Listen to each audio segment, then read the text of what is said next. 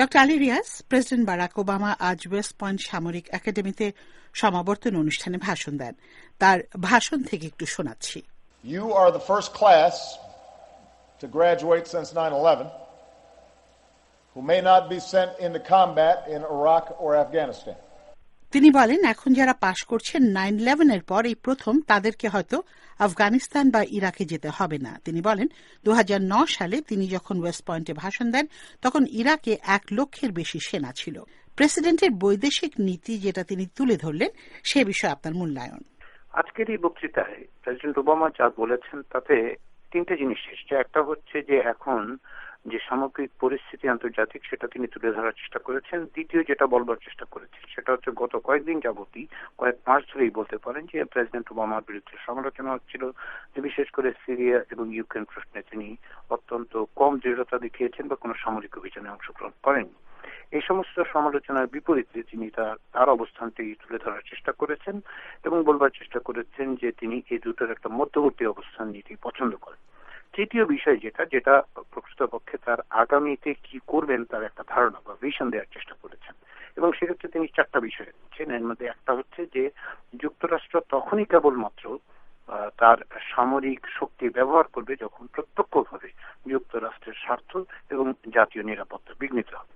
দ্বিতীয় বিষয় যেটা তিনি মনে করেন যে এই যে সন্ত্রাস বিরোধী যুদ্ধ বা সন্ত্রাসের বিরুদ্ধে যে অভিযান সেক্ষেত্রে তার কাউন্টার টেররিজম স্ট্র্যাটেজিতে পরিবর্তন করা দরকার এবং সেই পরিবর্তনের ইঙ্গিত তিনি দিয়েছেন। তৃতীয় বিষয় সেটা হচ্ছে তিনি বলেছেন যে তিনি একটি নেটওয়ার্ক অফ পার্টনারশিপ তৈরি করতে চান, যার জন্য তিনি কংগ্রেসের কাছ থেকে $5 বিলিয়ন একটা অনুমোদন চাইছেন। তার বিষয়টা হচ্ছে যে তিনি মনে করেন যে বিভিন্ন দেশে যে ধরনের সন্ত্রাস বিরোধী যুদ্ধ চলছে সেখানে যারাই সন্ত্রাসের বিরুদ্ধে অংশ নিচ্ছেন সরকার এবং বিভিন্ন রকম দেশ, তাদের মধ্য থেকে তিনি একটি নেটওয়ার্ক তৈরি করতে চান এবং তাদের ক্যাপাসিটিটা বাড়াবার চেষ্টা করেন। চতুর্থ যেটা অত্যন্ত গুরুত্বপূর্ণ সেটা হচ্ছে যে তিনি মনে করেন যে যুক্তরাষ্ট্র যদি নেতৃত্ব দিতে চায় তাহলে তাকে আন্তর্জাতিক আইন এবং আন্তর্জাতিক নর্ম যেগুলো আছে সেগুলোর প্রতি শ্রদ্ধাশীল থাকতে হবে এবং সেগুলি তুলে ধরতে হবে। সেগুলিকে কোনোভাবে ফ্লাউট করে সেগুলিকে এড়িয়ে গিয়ে বা সেগুলি না মেনে তার পক্ষে আদর্শ স্থানীয় কোনো নেতৃত্ব দেওয়া সম্ভব হবে না।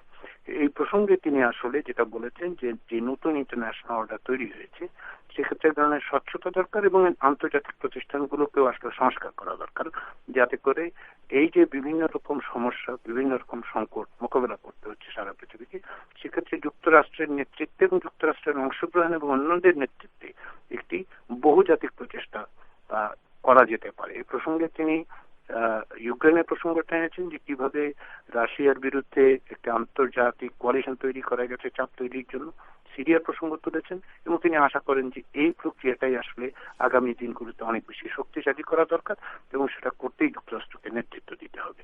ডক্টর আলী রিয়াজ, আপনাকে অসংখ্য ধন্যবাদ আপনার মূল্যায়নের জন্য। ধন্যবাদ।